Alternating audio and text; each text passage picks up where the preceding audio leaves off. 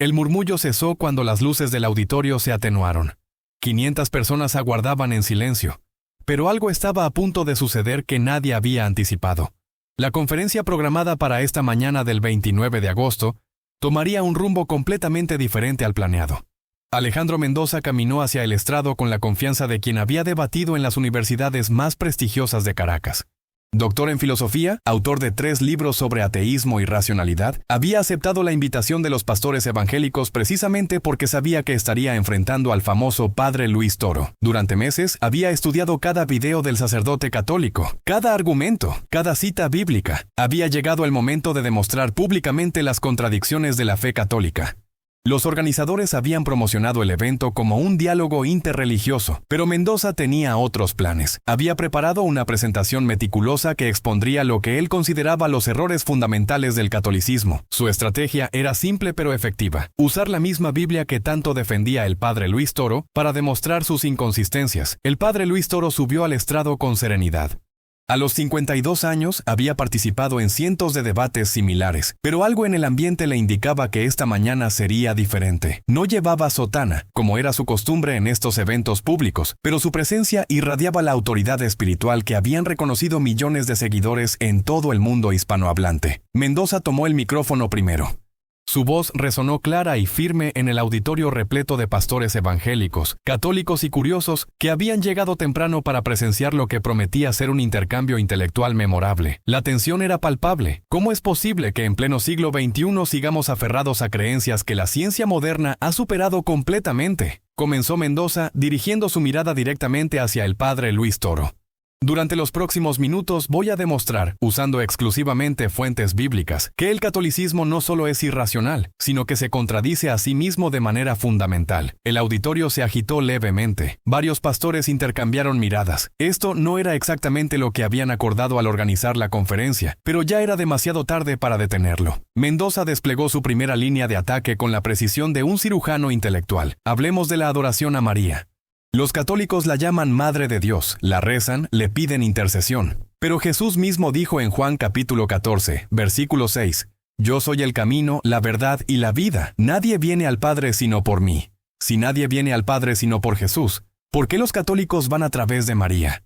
Un murmullo de aprobación surgió de la sección donde se habían concentrado los pastores evangélicos. Varios asintieron con la cabeza. Mendoza había empezado fuerte, atacando uno de los puntos más sensibles del catolicismo frente a una audiencia que, en su mayoría, ya tenía reservas sobre la veneración mariana. Continuó sin dar respiro. Hablemos también de la autoridad papal. Los católicos sostienen que el Papa es infalible en cuestiones de fe y moral. Pero en Mateo capítulo 23, versículo 9, Jesús dice claramente: «No llaméis Padre vuestro a nadie en la tierra, porque uno solo es vuestro Padre, el que está en los cielos». Si Jesús prohibió llamar Padre a cualquier hombre en la tierra, ¿cómo justifican los católicos llamar Santo Padre al Papa? La estrategia de Mendoza era devastadoramente eficaz. Estaba usando las mismas escrituras que el padre Luis Toro solía citar, para desmantelar la estructura doctrinal del catolicismo. Algunos católicos en la audiencia comenzaron a moverse incómodos en sus asientos, pero aún no había terminado. Su golpe más contundente estaba por venir, y lo sabía. Durante años había perfeccionado este argumento particular, consciente de que era prácticamente irrefutable desde una perspectiva puramente bíblica. Finalmente hablemos de la salvación por obras, continuó Mendoza, elevando ligeramente la voz. Los católicos enseñan que necesitamos buenas obras, sacramentos, penitencias para salvarnos. Pero Pablo dice en Efesios capítulo 2, versículos 8 y 9, «Porque por gracia sois salvos por medio de la fe, y esto no de vosotros, pues es don de Dios, no por obras para que nadie se gloríe». La Biblia es absolutamente clara. La salvación es solo por fe, no por obras. Todo el sistema sacramental católico contradice directamente la palabra de Dios. El silencio que siguió fue sepulcral. Mendoza había construido un argumento aparentemente sólido, usando exclusivamente citas bíblicas, atacando 3 pilares fundamentales del catolicismo: la veneración mariana, la autoridad papal y la doctrina de la salvación. Varios pastores evangélicos sonrieron discretamente. Algunos católicos miraron hacia el padre Luis Toro, esperando su respuesta. Mendoza se permitió una sonrisa de satisfacción. Había investigado exhaustivamente cada posible respuesta católica a estos argumentos.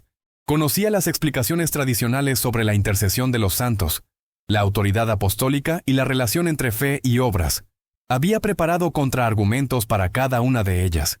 Estaba convencido de que había colocado al padre Luis Toro en una posición imposible. Estimado doctor Mendoza, comenzó el padre Luis Toro con una tranquilidad que contrastaba marcadamente con la intensidad del ataque que acababa de recibir. Su voz era serena pero firme, sin mostrar el menor signo de nerviosismo o desconcierto. Agradezco sus preguntas. Son exactamente las mismas que me hicieron mis hermanos evangélicos durante años, y entiendo por qué surgen cuando leemos la Escritura sin el contexto completo. Mendoza frunció ligeramente el ceño. Esta no era la respuesta defensiva que había anticipado.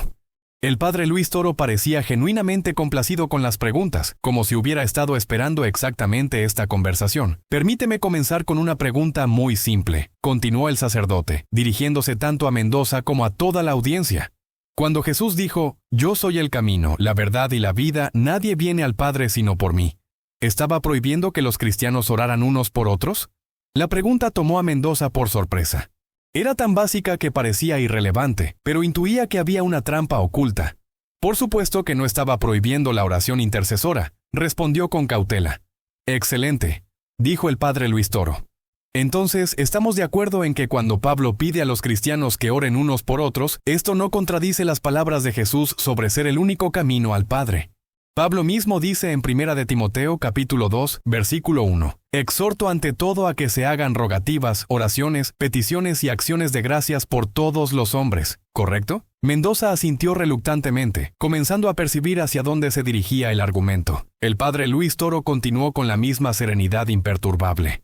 «Ahora, si los cristianos vivos pueden orar unos por otros sin contradecir que Jesús es el único mediador, ¿por qué sería diferente pedir las oraciones de los cristianos que ya están con Cristo en el cielo? Apocalipsis capítulo 5, versículo 8. Nos muestra a los 24 ancianos en el cielo presentando ante Dios las oraciones de los santos. Si los que están en el cielo pueden presentar nuestras oraciones ante Dios, ¿no es lógico que podamos pedirles que oren por nosotros? Un murmullo recorrió la audiencia. Varios pastores evangélicos intercambiaron miradas de incertidumbre. El argumento era más sólido de lo que habían anticipado. Pero Mendoza no se iba a rendir tan fácilmente. «Eso es sofistería, padre. Los muertos no pueden interceder por nosotros». 1 de Samuel capítulo 28. Muestra claramente que comunicarse con los muertos es necromancia y está prohibido por Dios. El padre Luis Toro sonrió gentilmente. «Doctor Mendoza, ¿considera usted que Jesús estaba practicando necromancia cuando habló con Moisés y Elías en el monte Tabor durante la transfiguración? ¿O cuando habló con el ladrón crucificado diciéndole, hoy estarás conmigo en el paraíso? ¿Están Moisés y Elías muertos o vivos en Cristo?» La pregunta golpeó como un rayo. Mendoza sintió por primera vez que el terreno se movía bajo sus pies. Había pasado meses preparando argumentos contra la intercesión de los santos, pero no había considerado la distinción fundamental entre necromancia y comunión con los santos que están vivos en Cristo. Además, continuó el padre Luis Toro sin dar tiempo para la recuperación. Cuando pedimos a María que ore por nosotros, no estamos yendo al Padre a través de María en lugar de a través de Jesús. Estamos pidiendo a la Madre de Jesús que interceda ante su Hijo, quien sigue siendo nuestro único mediador ante el Padre. Es como pedirle a su madre que hable con usted por nosotros, pero usted sigue siendo quien toma la decisión final. El símil era tan simple y claro que varios católicos en la audiencia asintieron con comprensión renovada. Incluso algunos evangélicos parecían reflexivos. Mendoza sintió la necesidad de recuperar la iniciativa. «Muy bien, padre, pero ¿qué me dice del título de Santo Padre para el Papa? Jesús prohibió específicamente llamar padre a cualquier hombre». «Doctor Mendoza», respondió el padre Luis Toro sin perder la calma, ¿ha leído usted completamente el Nuevo Testamento? Por supuesto que sí. Entonces recordará que el mismo Pablo, inspirado por el Espíritu Santo, se llama a sí mismo Padre Espiritual en 1 de Corintios capítulo 4, versículo 15. «Porque aunque tengáis 10,000 años en Cristo, no tendréis muchos padres, pues en Cristo Jesús yo os engendré por medio del Evangelio». ¿Estaba Pablo contradiciendo directamente a Jesús? El golpe fue certero. Mendoza había memorizado cientos de versículos bíblicos, pero había pasado por alto completamente esta referencia paulina a la paternidad espiritual. ¿Y qué me dice de Juan en su primera carta, capítulo 2, versículos 13 y 14, donde se dirige a los padres de la comunidad cristiana? Continuó el padre Luis Toro. ¿También Juan estaba desobedeciendo a Jesús? La audiencia estaba completamente absorta. Lo que había comenzado como un ataque coordinado contra el catolicismo se estaba convirtiendo en una demostración magistral de exégesis bíblica. El padre Luis Toro explicó con paciencia pedagógica. Cuando Jesús dijo, "No llaméis padre a nadie en la tierra", estaba condenando la actitud farisaica de buscar títulos honoríficos por vanidad. Pero esto no elimina la paternidad espiritual legítima que Pablo y Juan claramente ejercieron. El contexto de Mateo 23 está criticando la hipocresía y la búsqueda de gloria humana, no estableciendo una prohibición absoluta sobre el reconocimiento de la autoridad espiritual. Mendoza se dio cuenta de que había subestimado gravemente a su oponente. Sus argumentos, que habían funcionado perfectamente contra cristianos con menor formación bíblica, se desmoronaban uno tras otro ante la erudición serena del padre Luis Toro. Pero tenía un último as bajo la manga, su argumento más fuerte. Muy bien, padre, pero no puede negar que la Biblia enseña claramente que la salvación es solo por fe, no por obras. Efesios 2, 8 y 9 es absolutamente claro al respecto. El padre Luis Toro asintió. Completamente de acuerdo, doctor Mendoza. La salvación es efectivamente por gracia a través de la fe, no por obras. Los católicos creemos exactamente eso. Un murmullo de sorpresa recorrió la audiencia. Varios pastores evangélicos parecían confundidos. ¿Acaso el padre Luis Toro estaba concediendo el punto más importante? Pero permítame preguntarle, doctor, continuó el sacerdote con la misma tranquilidad inquebrantable. ¿Ha leído el contexto completo de esa enseñanza paulina? Mendoza sintió una trampa acercándose, pero no podía evitarla. Por supuesto.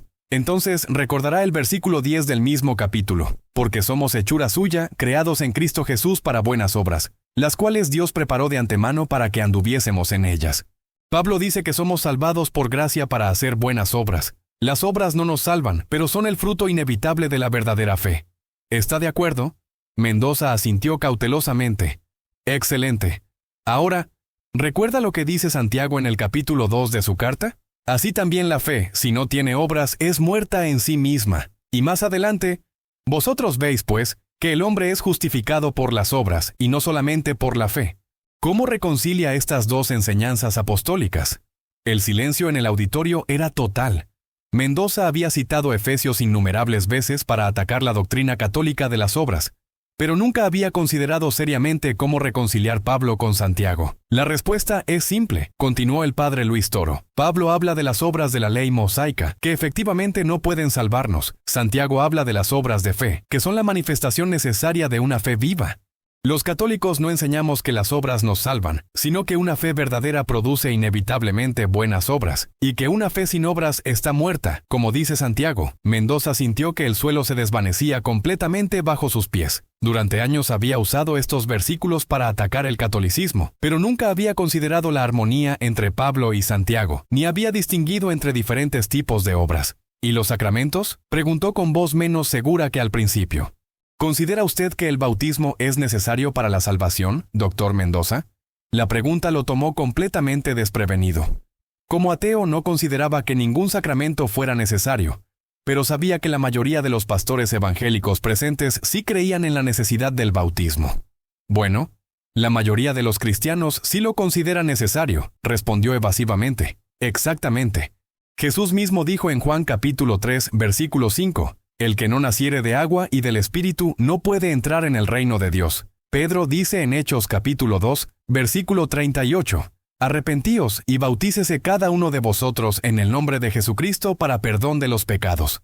Si aceptamos que el bautismo es un sacramento necesario, ¿por qué sería problemático que existan otros sacramentos instituidos por Cristo? El argumento era devastadoramente lógico.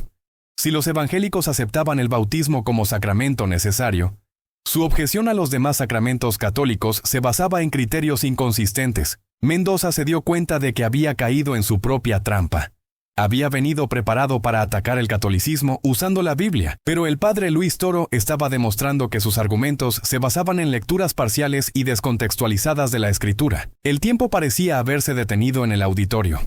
Lo que había comenzado como una conferencia rutinaria se había convertido en algo completamente diferente. Los pastores evangélicos que habían sonreído al principio ahora parecían pensativos y algunos incluso incómodos.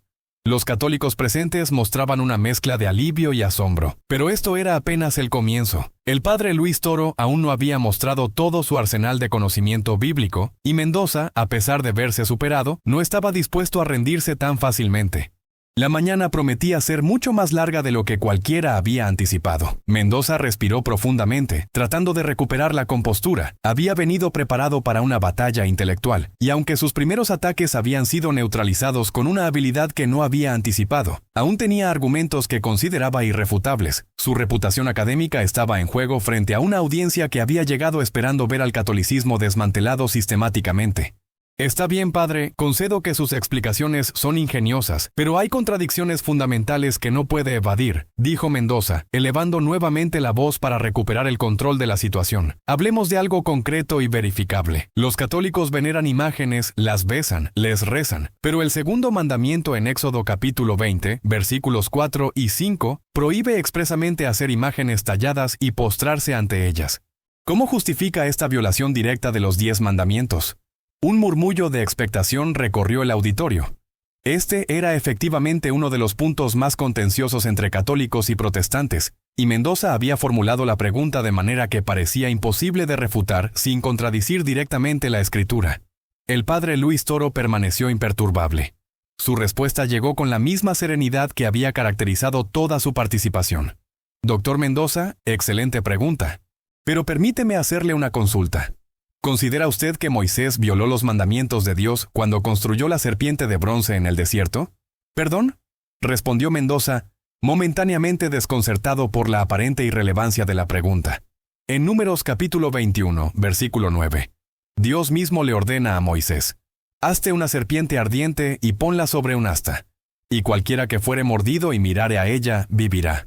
Moisés hizo una imagen de bronce y los israelitas la miraban para ser sanados. ¿Era esto idolatría, doctor? Mendoza frunció el ceño. Sabía que había una distinción importante que estaba pasando por alto, pero no lograba articularla con claridad. Continuó el padre Luis Toro. O cuando Dios ordenó construir el arca de la alianza en Éxodo capítulo 25, versículo 18, harás también 2 querubines de oro. De obra de martillo los harás en los 2 extremos del propiciatorio. Dios mismo ordenó hacer imágenes de querubines. También esto violaba el segundo mandamiento. La lógica era aplastante. Mendoza se dio cuenta de que había interpretado el mandamiento de manera demasiado literal, sin considerar el contexto completo de la revelación bíblica. El problema no son las imágenes en sí mismas, doctor, sino la idolatría, explicó pacientemente el padre Luis Toro. El mandamiento prohíbe hacer ídolos para adorarlos como dioses, no prohíbe toda representación visual. Si así fuera, Dios no habría ordenado decorar el templo con imágenes de querubines, palmeras y flores como describe Primera de Reyes capítulo 6. Los católicos no adoramos las imágenes. Las veneramos como recordatorios de los santos que representan. Igual que usted podría besar la fotografía de su madre sin adorar el papel y la tinta. Varios católicos en la audiencia sonrieron con alivio y comprensión. La explicación era tan clara y lógica que incluso algunos pastores evangélicos parecían reflexionar sobre sus propias objeciones a las imágenes católicas, pero Mendoza no se daría por vencido. Había preparado una secuencia de argumentos progresivamente más difíciles, y aunque sus primeros ataques habían sido neutralizados, confiaba en que sus próximas objeciones serían más difíciles de refutar. Muy bien, padre, pero hablemos de algo que no puede negar. Los católicos rezan el rosario, repitiendo las mismas oraciones una y otra vez. Pero Jesús dijo claramente en Mateo capítulo 6, versículo 7, «Y orando no uséis vanas repeticiones, como los gentiles, que piensan que por su palabrería serán oídos». ¿No es el rosario exactamente lo que Jesús condenó?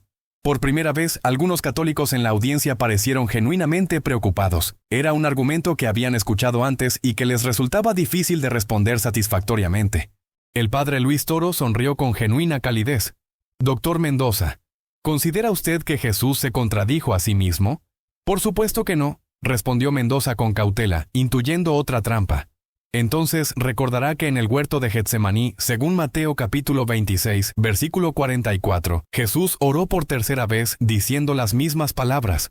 Si las repeticiones fueran intrínsecamente malas, ¿por qué Jesús mismo repitió la misma oración 3 veces consecutivas? El golpe fue devastador. Mendoza había memorizado el versículo sobre las vanas repeticiones, pero nunca había notado que el mismo Evangelio mostraba a Jesús repitiendo oraciones.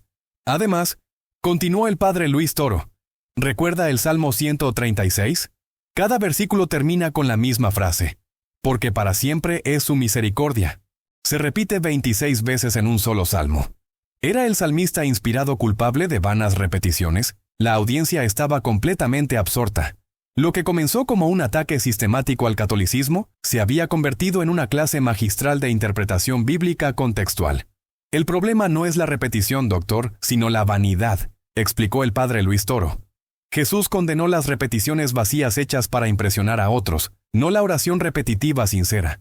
Cuando una madre repite «te amo» a su hijo, ¿se vuelve menos significativo por la repetición? El rosario es una meditación profunda en los misterios de la vida de Cristo, no una palabrería vacía. Mendoza sintió que cada uno de sus argumentos cuidadosamente preparados se desmoronaba ante la erudición bíblica serena pero implacable del padre Luis Toro. Sin embargo, tenía una carta final que consideraba absolutamente irrefutable. Padre, hablemos entonces del celibato sacerdotal. Primera de Timoteo capítulo 4, versículos 1 al 3 habla de doctrinas de demonios que incluyen prohibir casarse. Pablo mismo dice en Primera de Corintios capítulo 7, versículo 2, para evitar fornicaciones, cada uno tenga su propia mujer. ¿Cómo puede justificar una práctica que la Biblia llama doctrina de demonios? Un silencio tenso llenó el auditorio. Varios pastores evangélicos se enderezaron en sus asientos, conscientes de que este era uno de sus argumentos más fuertes contra el catolicismo. Incluso algunos católicos parecían incómodos con la pregunta. El padre Luis Toro permaneció sereno como si hubiera estado esperando exactamente esta objeción. «Doctor Mendoza, ¿está usted casado?» La pregunta personal tomó a Mendoza por sorpresa. «No, no lo estoy, pero no veo qué relevancia. ¿Y considera que su soltería es una doctrina de demonios?» «Por supuesto que no. Es una elección personal». «Exactamente. El mismo Pablo que usted citó dice en Primera de Corintios capítulo 7, versículo 7. Quisiera más bien que todos los hombres fuesen como yo, refiriéndose a su estado de celibato. Y en el versículo 8 dice, digo pues a los solteros y a las viudas, que bueno les fuera quedarse como yo. Mendoza comenzó a ver hacia dónde se dirigía el argumento, pero ya era demasiado tarde para detenerlo. Pablo claramente considera el celibato como un estado superior para el servicio a Dios, continuó el padre Luis Toro. En el versículo 32 del mismo capítulo dice, el soltero tiene cuidado de las cosas del Señor, de cómo agradar al Señor, pero el casado tiene cuidado de las cosas del mundo, de cómo agradar a su mujer. El celibato no es una prohibición demoníaca, sino una elección libre para dedicarse completamente al servicio de Dios. ¿Y el versículo sobre prohibir casarse que mencioné? Insistió Mendoza, aunque ya sin la confianza inicial. Lea el contexto completo, doctor. Primera de Timoteo 4 está hablando de herejías que prohíben el matrimonio para todos los cristianos, como hacían los gnósticos que consideraban el cuerpo y la materia intrínsecamente malos. La Iglesia Católica no prohíbe el matrimonio, lo considera un sacramento sagrado. Simplemente permite que algunos hombres elijan libremente el celibato para dedicarse completamente al ministerio, siguiendo el ejemplo de Pablo y del mismo Jesús. La distinción era cristalina. Mendoza se dio cuenta de que había confundido una prohibición universal del matrimonio con la elección voluntaria del celibato para el sacerdocio. Además, añadió el padre Luis Toro con una sonrisa. ¿Recuerda lo que dijo Jesús en Mateo capítulo 19, versículo 12 sobre los que se hacen eunucos por causa del reino de los cielos? Él mismo elogió a quienes renuncian al matrimonio por amor al reino. Mendoza sintió que había perdido completamente la iniciativa. Cada argumento que había preparado meticulosamente había sido desmantelado no con trucos retóricos, sino con un conocimiento bíblico más profundo y contextual del que él poseía. La audiencia estaba completamente silenciosa, absorta en este intercambio intelectual que había superado todas las expectativas. Los pastores evangélicos que habían llegado esperando ver al catolicismo refutado, ahora parecían pensativos y algunos incluso incómodos. Los católicos presentes mostraban una mezcla de asombro y gratitud, pero el padre Luis Toro no había terminado.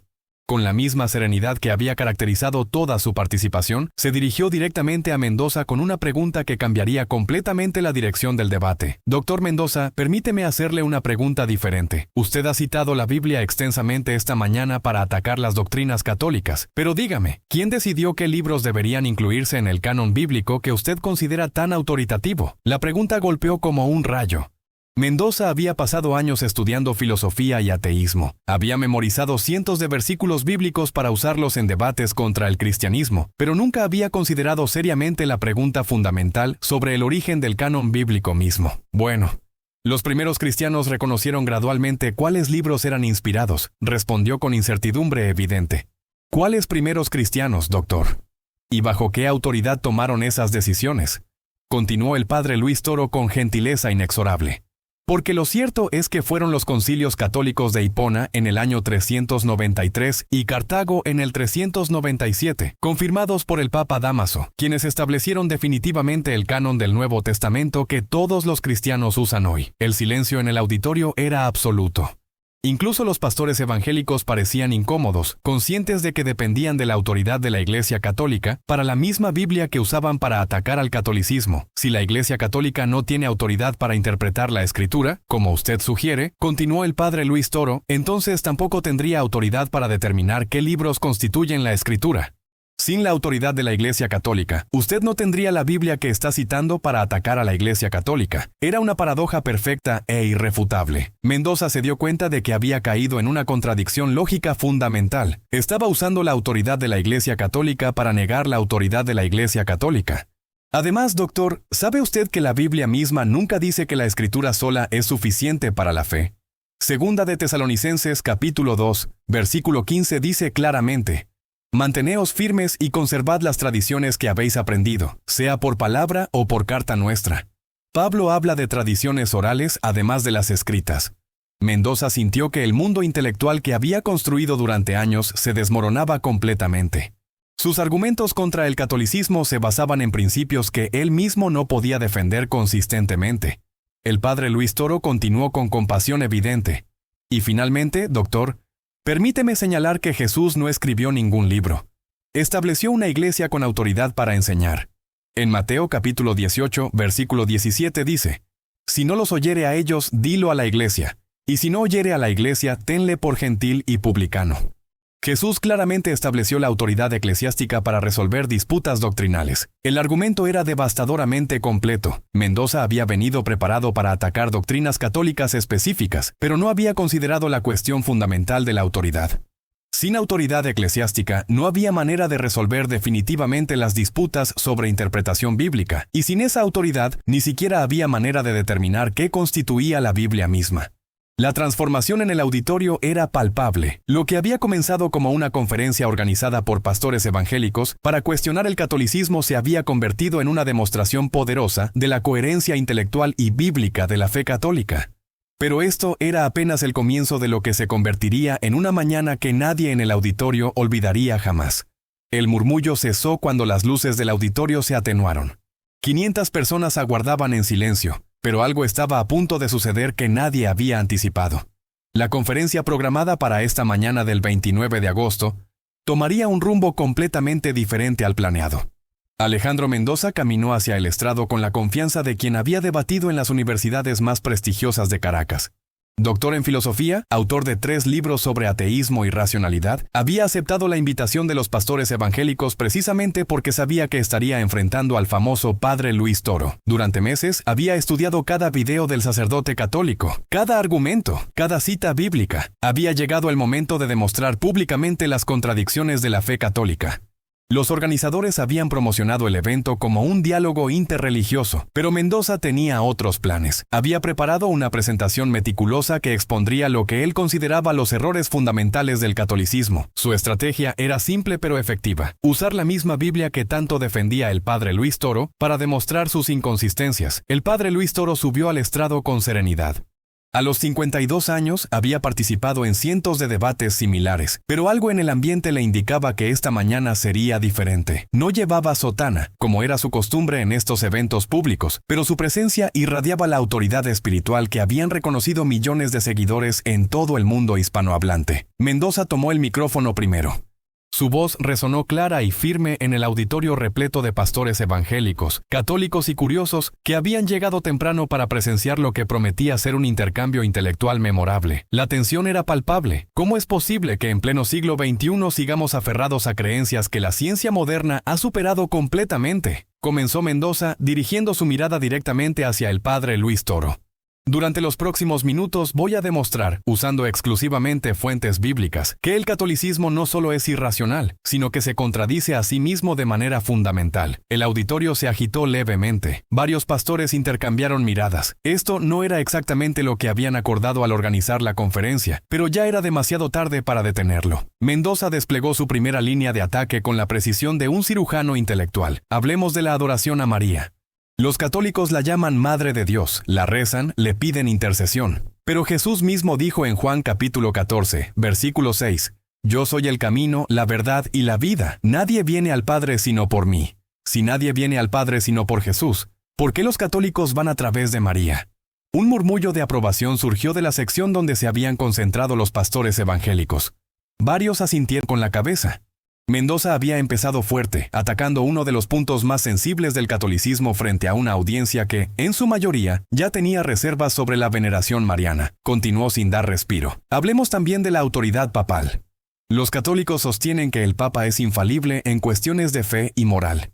Pero en Mateo capítulo 23, versículo 9, Jesús dice claramente, «No llaméis Padre vuestro a nadie en la tierra, porque uno solo es vuestro Padre, el que está en los cielos».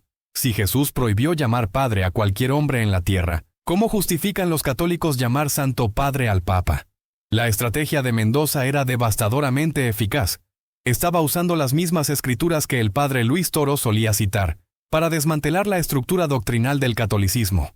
Algunos católicos en la audiencia comenzaron a moverse incómodos en sus asientos, pero aún no había terminado. Su golpe más contundente estaba por venir, y lo sabía. Durante años había perfeccionado este argumento particular, consciente de que era prácticamente irrefutable desde una perspectiva puramente bíblica. Finalmente hablemos de la salvación por obras, continuó Mendoza, elevando ligeramente la voz. Los católicos enseñan que necesitamos buenas obras, sacramentos, penitencias para salvarnos. Pero Pablo dice en Efesios capítulo 2, versículos 8 y 9, «Porque por gracia sois salvos por medio de la fe, y esto no de vosotros, pues es don de Dios, no por obras para que nadie se gloríe». La Biblia es absolutamente clara.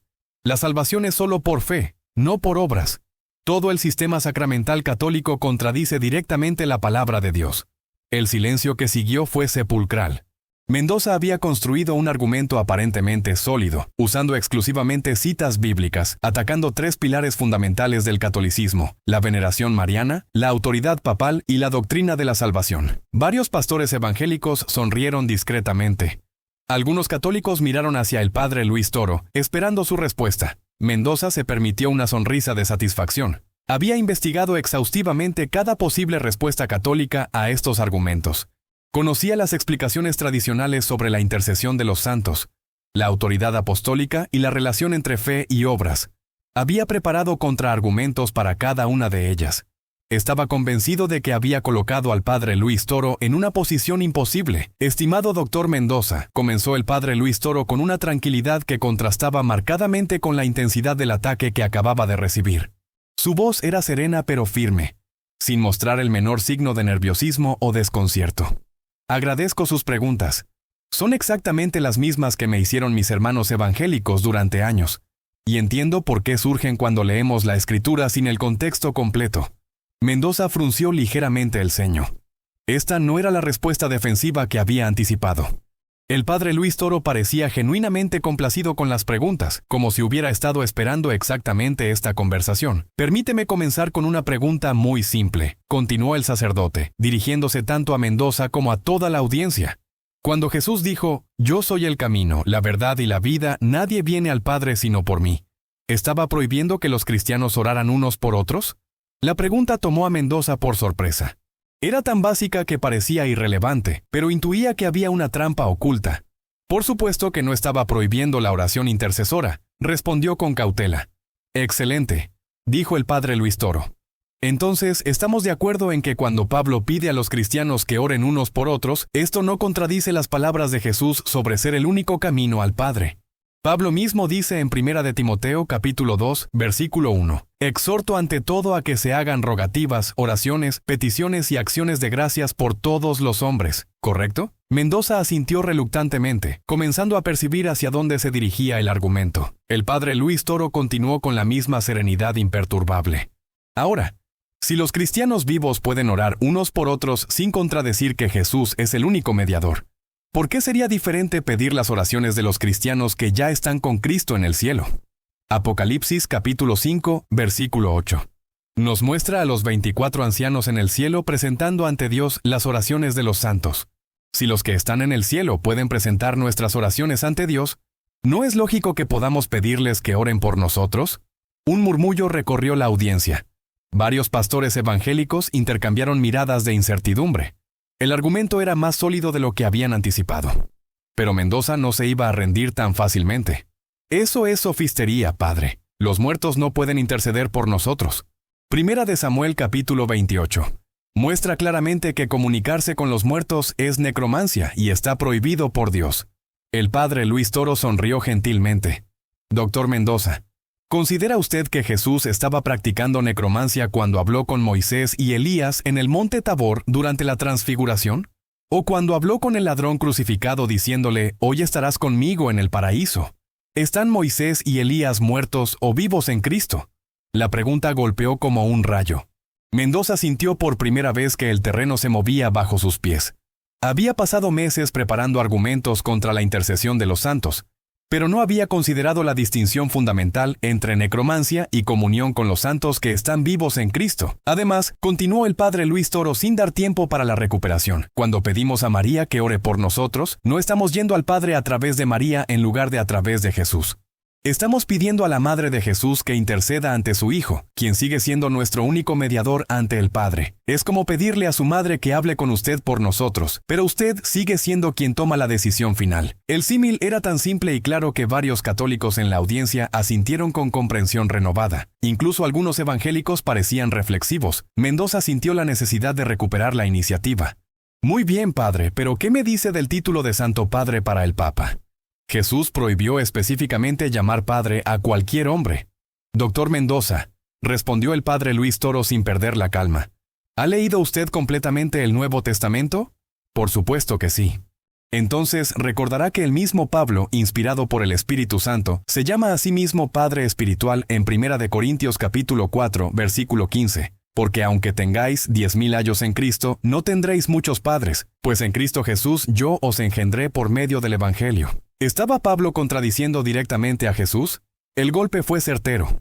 Mendoza había memorizado cientos de versículos bíblicos, pero había pasado por alto completamente esta referencia paulina a la paternidad espiritual. ¿Y qué me dice de Juan en su primera carta, capítulo 2, versículos 13 y 14, donde se dirige a los padres de la comunidad cristiana? Continuó el padre Luis Toro. ¿También Juan estaba desobedeciendo a Jesús? La audiencia estaba completamente absorta. Lo que había comenzado como un ataque coordinado contra el catolicismo, se estaba convirtiendo en una demostración magistral de exégesis bíblica. El padre Luis Toro explicó con paciencia pedagógica. Cuando Jesús dijo, no llaméis padre a nadie en la tierra, estaba condenando la actitud farisaica de buscar títulos honoríficos por vanidad. Pero esto no elimina la paternidad espiritual legítima que Pablo y Juan claramente ejercieron. El contexto de Mateo 23 está criticando la hipocresía y la búsqueda de gloria humana, no estableciendo una prohibición absoluta sobre el reconocimiento de la autoridad espiritual. Mendoza se dio cuenta de que había subestimado gravemente a su oponente. Sus argumentos, que habían funcionado perfectamente contra cristianos con menor formación bíblica, se desmoronaban uno tras otro ante la erudición serena del padre Luis Toro. Pero tenía un último as bajo la manga, su argumento más fuerte. Muy bien, padre. Pero no puede negar que la Biblia enseña claramente que la salvación es solo por fe, no por obras. Efesios 2, 8 y 9 es absolutamente claro al respecto. El padre Luis Toro asintió. Completamente de acuerdo, doctor Mendoza. La salvación es efectivamente por gracia a través de la fe, no por obras. Los católicos creemos exactamente eso. Un murmullo de sorpresa recorrió la audiencia. Varios pastores evangélicos parecían confundidos. ¿Acaso el padre Luis Toro estaba concediendo el punto más importante? Pero permítame preguntarle, doctor, continuó el sacerdote con la misma tranquilidad inquebrantable. ¿Ha leído el contexto completo de esa enseñanza paulina? Mendoza sintió una trampa acercándose, pero no podía evitarla. Por supuesto. Entonces recordará el versículo 10 del mismo capítulo. Porque somos hechura suya, creados en Cristo Jesús para buenas obras, las cuales Dios preparó de antemano para que anduviésemos en ellas. Pablo dice que somos salvados por gracia para hacer buenas obras. Las obras no nos salvan, pero son el fruto inevitable de la verdadera fe. ¿Está de acuerdo? Mendoza asintió cautelosamente. Excelente. Ahora, ¿recuerda lo que dice Santiago en el capítulo 2 de su carta? Así también la fe, si no tiene obras, es muerta en sí misma. Y más adelante, vosotros veis, pues, que el hombre es justificado por las obras, y no solamente por la fe. ¿Cómo reconcilia estas dos enseñanzas apostólicas? El silencio en el auditorio era total. Mendoza había citado Efesios innumerables veces para atacar la doctrina católica de las obras, pero nunca había considerado seriamente cómo reconciliar Pablo con Santiago. La respuesta es simple, continuó el padre Luis Toro. Pablo habla de las obras de la ley mosaica, que efectivamente no pueden salvarnos. Santiago habla de las obras de fe, que son la manifestación necesaria de una fe viva. Los católicos no enseñamos que las obras nos salvan, sino que una fe verdadera produce inevitablemente buenas obras, y que una fe sin obras está muerta, como dice Santiago. Mendoza sintió que el suelo se desvanecía completamente bajo sus pies. Durante años había usado estos versículos para atacar el catolicismo, pero nunca había considerado la armonía entre Pablo y Santiago, ni había distinguido entre diferentes tipos de obras. ¿Y los sacramentos?, preguntó con voz menos segura que al principio. ¿Considera usted que el bautismo es necesario para la salvación, doctor Mendoza? La pregunta lo tomó completamente desprevenido. Como ateo no consideraba que ningún sacramento fuera necesario, pero sabía que la mayoría de los pastores evangélicos presentes sí creían en la necesidad del bautismo. Bueno, la mayoría de los cristianos sí lo considera necesario, respondió evasivamente. Exactamente. Jesús mismo dijo en Juan capítulo 3, versículo 5, «El que no naciere de agua y del Espíritu no puede entrar en el reino de Dios». Pedro dice en Hechos capítulo 2, versículo 38, «Arrepentíos y bautícese cada uno de vosotros en el nombre de Jesucristo para perdón de los pecados». Si aceptamos que el bautismo es un sacramento necesario, ¿por qué sería problemático que existan otros sacramentos instituidos por Cristo? El argumento era devastadoramente lógico. Si los evangélicos aceptaban el bautismo como sacramento necesario, su objeción a los demás sacramentos católicos se basaba en criterios inconsistentes. Mendoza se dio cuenta de que había caído en su propia trampa.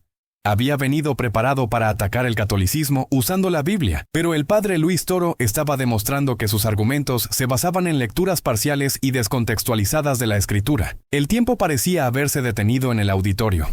Lo que había comenzado como una conferencia rutinaria se había convertido en algo completamente diferente. Los pastores evangélicos que habían sonreído al principio ahora parecían pensativos y algunos incluso incómodos.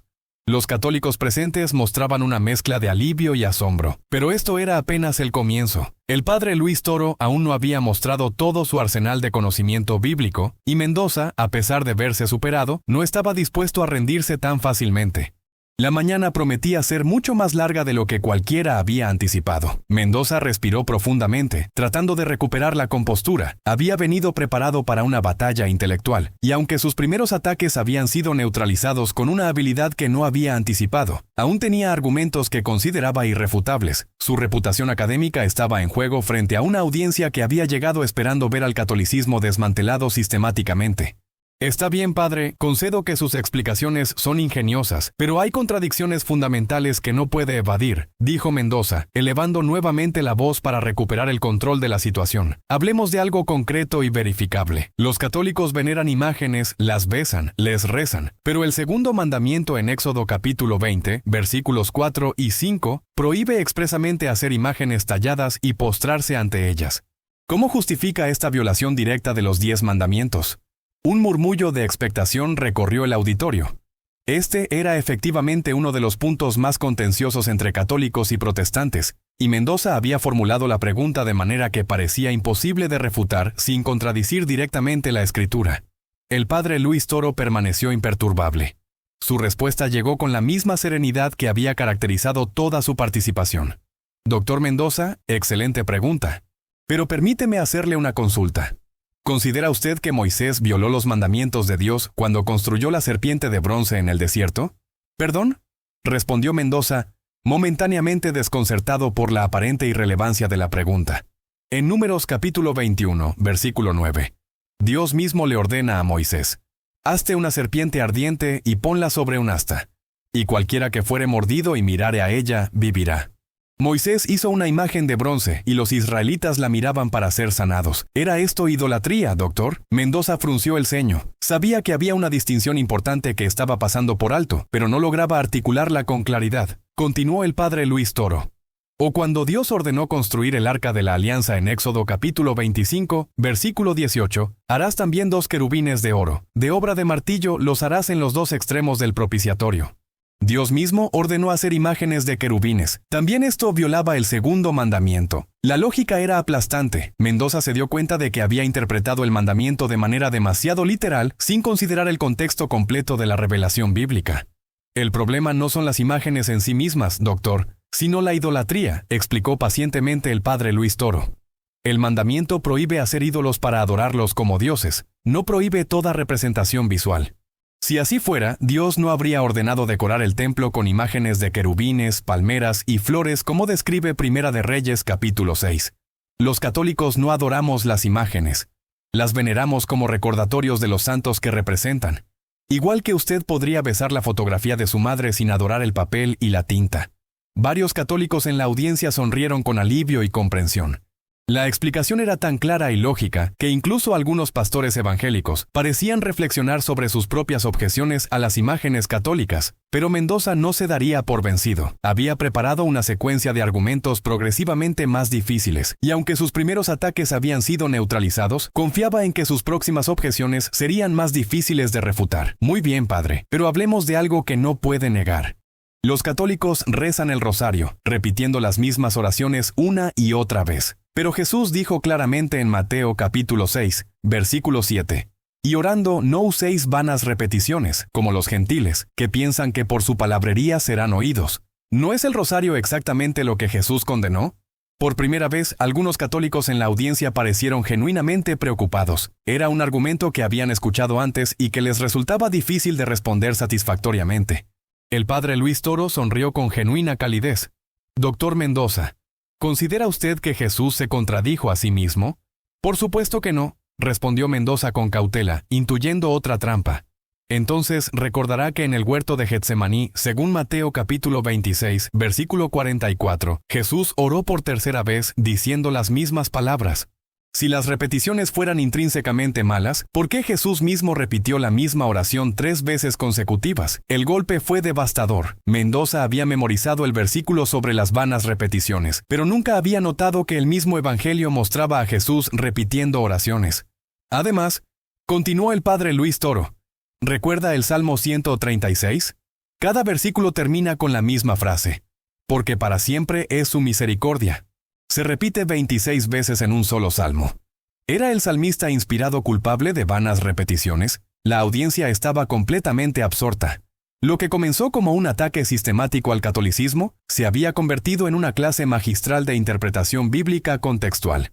El problema no es la repetición, doctor, sino la vanidad, explicó el padre Luis Toro. Jesús condenó las repeticiones vacías hechas para impresionar a otros, no la oración repetitiva sincera. Cuando una madre repite «te amo» a su hijo, ¿se vuelve menos significativo por la repetición? El rosario es una meditación profunda en los misterios de la vida de Cristo, no una palabrería vacía. Mendoza sintió que cada uno de sus argumentos cuidadosamente preparados se desmoronaba ante la erudición bíblica serena pero implacable del padre Luis Toro. Sin embargo, tenía una carta final que consideraba absolutamente irrefutable. «Padre, hablemos entonces del celibato sacerdotal». Primera de Timoteo capítulo 4, versículos 1 al 3 habla de doctrinas de demonios que incluyen prohibir casarse. Pablo mismo dice en Primera de Corintios capítulo 7, versículo 2, «Para evitar fornicaciones, cada uno tenga su propia mujer». ¿Cómo puede justificar una práctica que la Biblia llama doctrina de demonios?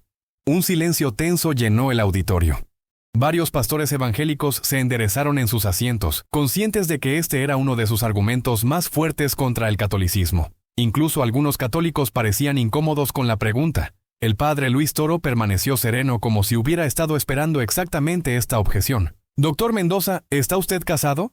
La pregunta personal tomó a Mendoza por sorpresa. «No, no lo estoy, pero no veo qué relevancia». ¿Y considera que su soltería es una doctrina de demonios? Por supuesto que no. Es una elección personal. Exactamente. El mismo Pablo que usted citó dice en Primera de Corintios capítulo 7, versículo 7.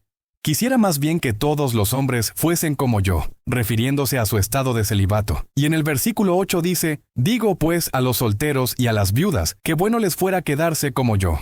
Mendoza comenzó a ver hacia dónde se dirigía el argumento, pero ya era demasiado tarde para detenerlo. Pablo claramente considera el celibato como un estado superior para el servicio a Dios. Continuó el padre Luis Toro. En el versículo 32 del mismo capítulo dice, El soltero tiene cuidado de las cosas del Señor, de cómo agradar al Señor, pero el casado tiene cuidado de las cosas del mundo, de cómo agradar a su mujer.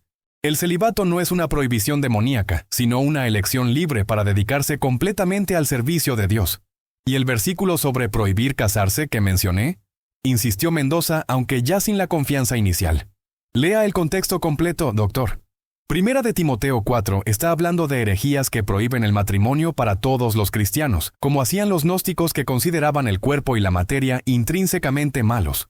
La Iglesia Católica no prohíbe el matrimonio, lo considera un sacramento sagrado. Simplemente permite que algunos hombres elijan libremente el celibato para dedicarse completamente al ministerio, siguiendo el ejemplo de Pablo y del mismo Jesús. La distinción era cristalina. Mendoza se dio cuenta de que había confundido una prohibición universal del matrimonio con la elección voluntaria del celibato para el sacerdocio. Además, añadió el padre Luis Toro con una sonrisa.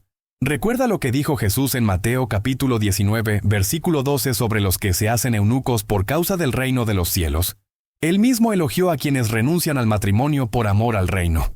Mendoza sintió que había perdido completamente la iniciativa. Cada argumento que había preparado meticulosamente había sido desmantelado no con trucos retóricos, sino con un conocimiento bíblico más profundo y contextual del que él poseía. La audiencia estaba completamente silenciosa, absorta en este intercambio intelectual que había superado todas las expectativas. Los pastores evangélicos que habían llegado esperando ver al catolicismo refutado, ahora parecían pensativos y algunos incluso incómodos. Los católicos presentes mostraban una mezcla de asombro y gratitud, pero el padre Luis Toro no había terminado. Con la misma serenidad que había caracterizado toda su participación, se dirigió directamente a Mendoza con una pregunta que cambiaría completamente la dirección del debate. Doctor Mendoza, permíteme hacerle una pregunta diferente. Usted ha citado la Biblia extensamente esta mañana para atacar las doctrinas católicas, pero dígame, ¿quién decidió qué libros deberían incluirse en el canon bíblico que usted considera tan autoritativo? La pregunta golpeó como un rayo. Mendoza había pasado años estudiando filosofía y ateísmo. Había memorizado cientos de versículos bíblicos para usarlos en debates contra el cristianismo, pero nunca había considerado seriamente la pregunta fundamental sobre el origen del canon bíblico mismo. Bueno, los primeros cristianos reconocieron gradualmente cuáles libros eran inspirados, respondió con incertidumbre evidente. ¿Cuáles primeros cristianos, doctor? ¿Y bajo qué autoridad tomaron esas decisiones? Continuó el padre Luis Toro con gentileza inexorable. Porque lo cierto es que fueron los concilios católicos de Hipona en el año 393 y Cartago en el 397, confirmados por el Papa Dámaso, quienes establecieron definitivamente el canon del Nuevo Testamento que todos los cristianos usan hoy. El silencio en el auditorio era absoluto. Incluso los pastores evangélicos parecían incómodos, conscientes de que dependían de la autoridad de la Iglesia Católica para la misma Biblia que usaban para atacar al catolicismo. Si la Iglesia Católica no tiene autoridad para interpretar la Escritura, como usted sugiere, continuó el padre Luis Toro, entonces tampoco tendría autoridad para determinar qué libros constituyen la Escritura. Sin la autoridad de la Iglesia Católica, usted no tendría la Biblia que está citando para atacar a la Iglesia Católica. Era una paradoja perfecta e irrefutable. Mendoza se dio cuenta de que había caído en una contradicción lógica fundamental. Estaba usando la autoridad de la Iglesia Católica para negar la autoridad de la Iglesia Católica. Además, doctor, ¿sabe usted que la Biblia misma nunca dice que la Escritura sola es suficiente para la fe? Segunda de Tesalonicenses capítulo 2, versículo 15 dice claramente: Manteneos firmes y conservad las tradiciones que habéis aprendido, sea por palabra o por carta nuestra. Pablo habla de tradiciones orales además de las escritas. Mendoza sintió que el mundo intelectual que había construido durante años se desmoronaba completamente. Sus argumentos contra el catolicismo se basaban en principios que él mismo no podía defender consistentemente. El padre Luis Toro continuó con compasión evidente. Y finalmente, doctor, permíteme señalar que Jesús no escribió ningún libro. Estableció una iglesia con autoridad para enseñar. En Mateo capítulo 18, versículo 17 dice: Si no los oyere a ellos, dilo a la iglesia, y si no oyere a la iglesia, tenle por gentil y publicano. Jesús claramente estableció la autoridad eclesiástica para resolver disputas doctrinales. El argumento era devastadoramente completo. Mendoza había venido preparado para atacar doctrinas católicas específicas, pero no había considerado la cuestión fundamental de la autoridad. Sin autoridad eclesiástica, no había manera de resolver definitivamente las disputas sobre interpretación bíblica, y sin esa autoridad, ni siquiera había manera de determinar qué constituía la Biblia misma. La transformación en el auditorio era palpable. Lo que había comenzado como una conferencia organizada por pastores evangélicos para cuestionar el catolicismo se había convertido en una demostración poderosa de la coherencia intelectual y bíblica de la fe católica. Pero esto era apenas el comienzo de lo que se convertiría en una mañana que nadie en el auditorio olvidaría jamás. Mendoza permanecía inmóvil frente al micrófono, consciente de que cada segundo de silencio confirmaba la devastación intelectual que acababa de sufrir. La paradoja presentada por el padre Luis Toro era irrefutable. Había usado la autoridad de la Iglesia Católica para negar la autoridad de la Iglesia Católica. Sus años de preparación académica, sus 3 libros sobre ateísmo, toda su reputación como intelectual se desmoronaban ante una lógica tan simple como demoledora. La audiencia aguardaba en silencio absoluto. Los pastores evangélicos que habían organizado la conferencia intercambiaban miradas de preocupación creciente. Lo que habían planeado como una refutación sistemática del catolicismo se había convertido en algo completamente diferente. Algunos comenzaron a preguntarse por primera vez en años si sus propias objeciones al catolicismo tenían fundamentos tan sólidos como habían creído. El padre Luis Toro esperó pacientemente, sin mostrar triunfalismo ni arrogancia. Su expresión reflejaba genuina preocupación pastoral por Mendoza, como si comprendiera perfectamente la crisis intelectual que el doctor estaba experimentando. No había venido a humillar a nadie, sino a defender la verdad con caridad. Doctor Mendoza, dijo finalmente el padre Luis Toro con voz suave pero firme, entiendo que estos argumentos pueden resultar perturbadores para alguien que ha dedicado años a estudiar desde una perspectiva diferente, pero permíteme hacerle una pregunta más personal. ¿Qué lo llevó inicialmente al ateísmo? ¿Fue una decisión puramente intelectual o hubo experiencias que influyeron en su rechazo a la fe? La pregunta tomó a Mendoza completamente desprevenido. Durante toda su carrera académica, había presentado su ateísmo como el resultado inevitable de un análisis racional riguroso. Nadie le había preguntado jamás sobre las raíces emocionales o experienciales de sus convicciones. «Yo», comenzó Mendoza, pero su voz se quebró ligeramente. Recuperó la compostura y continuó con menos seguridad que antes.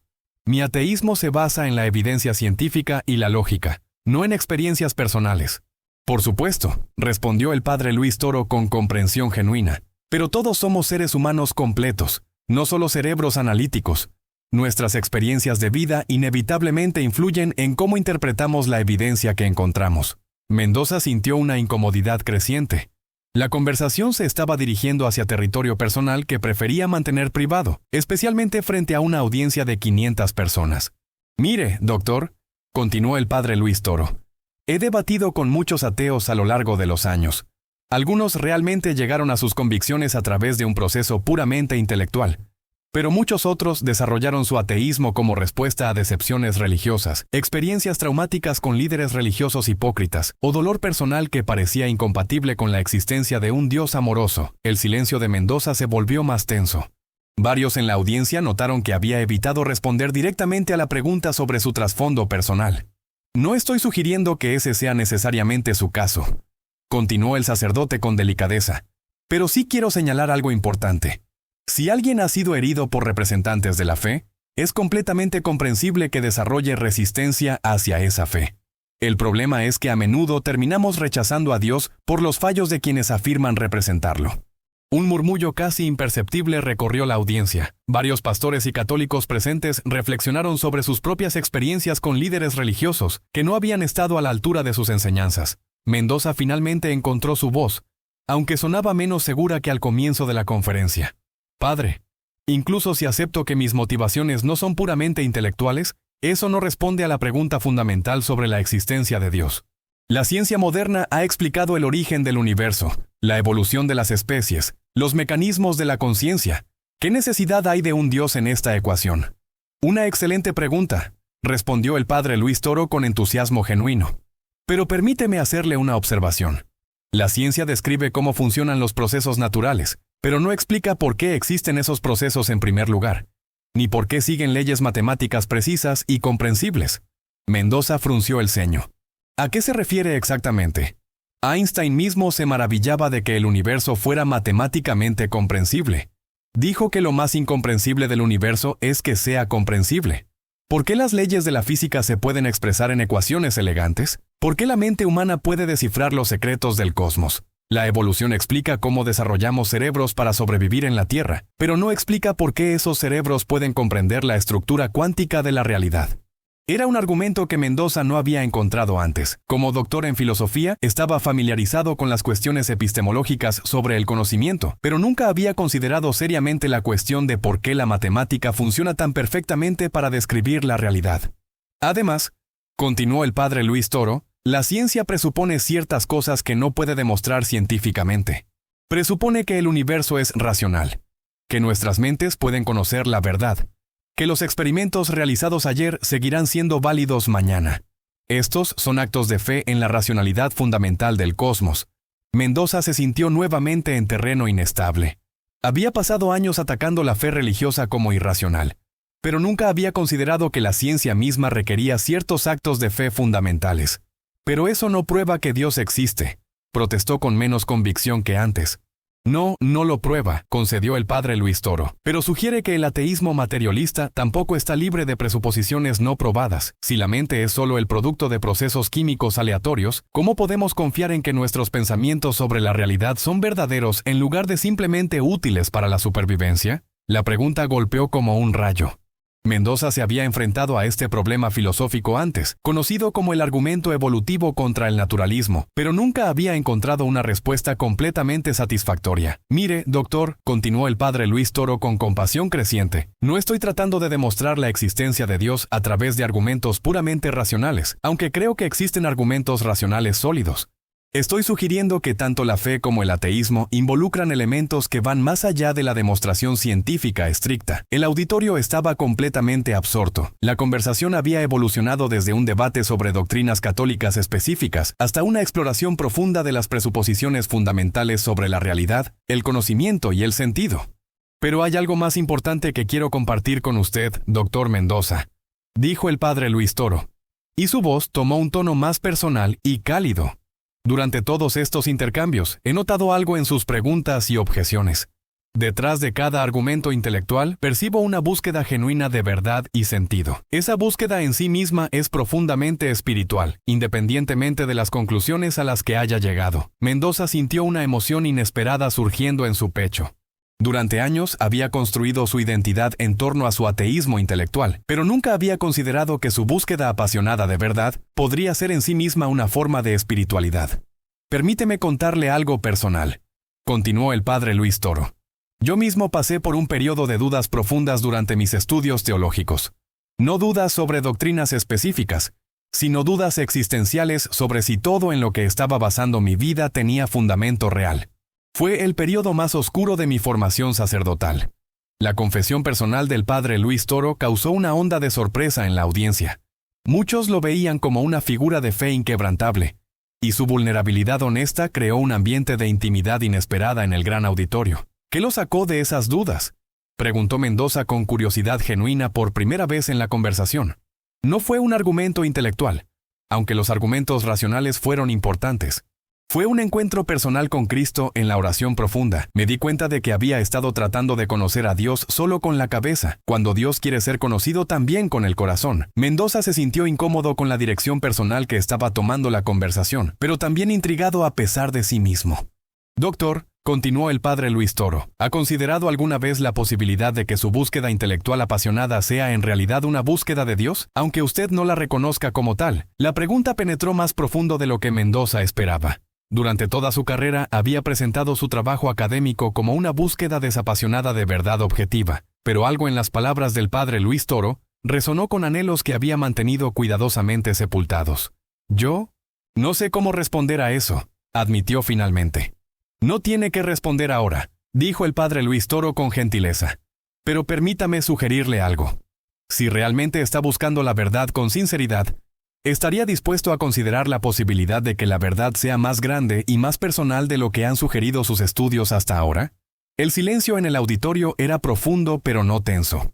Había una cualidad contemplativa en el aire, como si cada persona presente estuviera reflexionando sobre sus propias búsquedas de sentido y verdad. Mendoza luchó visiblemente con emociones conflictivas.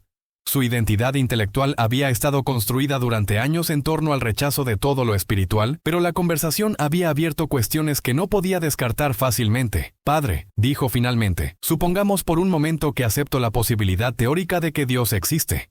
¿Cómo explicaría el problema del mal? ¿Cómo puede un Dios omnipotente y amoroso permitir el sufrimiento, la injusticia, las tragedias naturales que devastan vidas inocentes? Era la objeción clásica del ateísmo. Pero Mendoza la formuló con menos agresividad y más dolor personal de lo que había mostrado en sus argumentos anteriores. El padre Luis Toro respiró profundamente antes de responder. Doctor, esa es quizás la pregunta más difícil que enfrenta cualquier persona de fe. Y admito honestamente que no tengo una respuesta que elimine completamente el misterio del sufrimiento.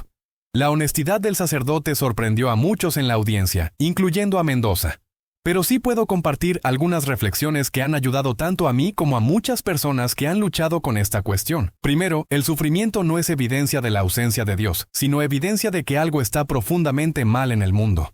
Nuestro dolor ante la injusticia sugiere que tenemos un sentido innato de cómo deberían ser las cosas. Mendoza escuchó con atención creciente. Segundo, continuó el padre Luis Toro, un mundo sin la posibilidad del mal sería un mundo sin libertad real. Si Dios hubiera creado robots programados para hacer solo el bien, no habría amor genuino, ni heroísmo, ni crecimiento moral. La libertad implica necesariamente la posibilidad de elegir el mal. Pero, ¿qué hay de los desastres naturales? ¿Los niños que mueren de cáncer? Protestó Mendoza. Esos no son resultados de elecciones humanas. Tiene razón, y admito que estos casos son los más difíciles de entender. Pero considere esto. Incluso los desastres naturales a menudo revelan lo mejor de la humanidad. Los terremotos y huracanes no crean solo destrucción, sino también heroísmo, solidaridad, amor sacrificial. Algunas de las acciones más nobles que he presenciado han surgido precisamente de las tragedias más terribles. Mendoza reflexionó sobre esto. Había visto efectivamente cómo las crisis a menudo revelaban reservas inesperadas de compasión y coraje en las personas. Y finalmente, doctor, creo que la respuesta definitiva al problema del mal no es filosófica sino personal. Dios no se quedó en el cielo observando nuestro sufrimiento desde la distancia. Vino y sufrió con nosotros. Cristo en la cruz no explica intelectualmente por qué existe el mal, pero nos muestra que Dios participa completamente en nuestro dolor. Por primera vez en la conversación, Mendoza no tuvo una respuesta inmediata. La idea de un Dios que sufría junto con la humanidad era completamente diferente de las concepciones teístas que había atacado en sus escritos. Doctor Mendoza, dijo el padre Luis Toro con suavidad, puedo ver que estas preguntas no son puramente académicas para usted. ¿Ha experimentado personalmente el tipo de sufrimiento que hace que la existencia de Dios parezca imposible? La pregunta golpeó directamente en el centro de las defensas emocionales de Mendoza. Por un momento, su máscara intelectual se deslizó completamente, y la audiencia pudo ver un dolor profundo y antiguo en sus ojos. Mi hermana, dijo finalmente con voz quebrada, murió de leucemia a los 8 años. Yo tenía 12. Mis padres eran católicos devotos. Oraron, hicimos novenas. Fuimos a Lourdes, y ella murió de todas formas, en agonía, preguntando por qué Dios no la ayudaba. Un silencio profundamente conmovedor llenó el auditorio. Muchos tenían lágrimas en los ojos, incluyendo varios pastores que habían llegado esperando un debate intelectual abstracto. El padre Luis Toro se acercó físicamente a Mendoza, y su voz se llenó de compasión genuina. Doctor, lamento profundamente la pérdida de su hermana. No puedo imaginar el dolor que usted y su familia experimentaron. Y comprendo perfectamente por qué esa experiencia lo llevaría a cuestionar la existencia o la bondad de Dios. Mendoza luchó por mantener la compostura. Permíteme sugerirle algo, continuó el padre Luis Toro. Su dolor ante la muerte de su hermana, su indignación ante la aparente injusticia de su sufrimiento, son en sí mismos testimonios de algo sagrado en usted. Su amor por ella, su deseo de que hubiera vivido, su convicción de que merecía algo mejor. Todo esto habla de valores que trascienden la supervivencia biológica. Mendoza levantó la mirada con sorpresa. Si fuéramos simplemente animales evolucionados, continuó el sacerdote, la muerte de un miembro de la manada sería triste pero aceptable como parte de la selección natural. Pero usted siente que la muerte de su hermana fue objetivamente mala, no solo desafortunada. Ese sentido de injusticia objetiva sugiere que hay algo más en usted que materia y energía organizadas por procesos aleatorios. Por primera vez en décadas, Mendoza consideró la posibilidad de que su dolor más profundo fuera evidencia no de la ausencia de Dios, sino de la presencia de algo divino en su propia capacidad de amar y sufrir por otros. El tiempo parecía haberse detenido en el auditorio. Lo que había comenzado como un debate intelectual había evolucionado hacia algo mucho más profundo y personal, y aún faltaba el momento más impactante de toda la conversación.